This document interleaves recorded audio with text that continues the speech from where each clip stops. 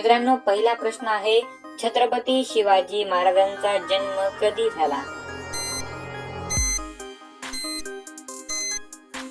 या प्रश्नाचं उत्तर आहे option number 2, 19 February 1630.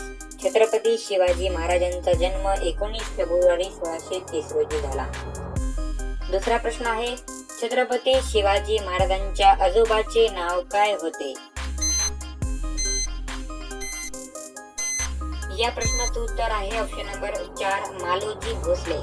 Maloji Raje Bhosale हे छत्रपती शिवाजी महाराजांच्या आजोबाचे नाव होते.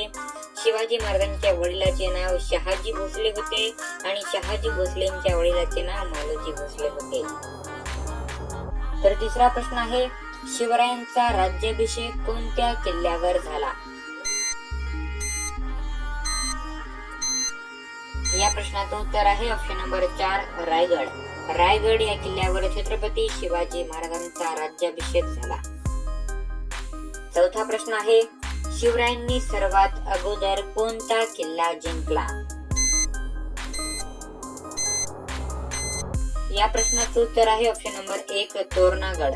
शिवरायांनी सर्वात अगोदर तोरणागड हा किल्ला जिंकला होता आणि स्वराज्याचे तोरण शिवरायांनी याच किल्ल्यापासून बांधले होते.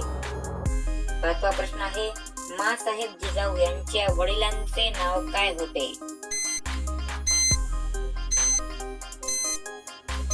या प्रश्नाचं उत्तर आहे ऑप्शन नंबर 2, लखुजीराव जाधव.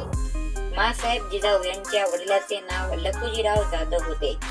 सहावा प्रश्न आहे, शिवरायांचा राज्याभिषेक कुणी केला? या प्रश्नाचं उत्तर आहे ऑप्शन नंबर 4, गागा भट्ट. शिवरायांचा राज्याभिषेक हा गागा भट्ट यांनी केला. गागा भट्ट हे काशी येथील थोर पंडित होते.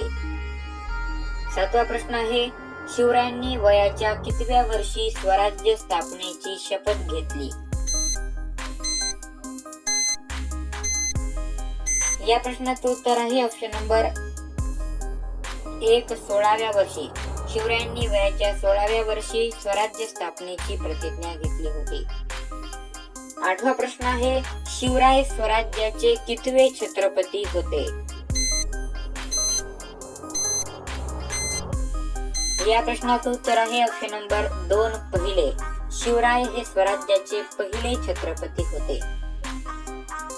नववा प्रश्न आहे, छत्रपती शिवाजी महाराजांना किती पत्न्या होत्या?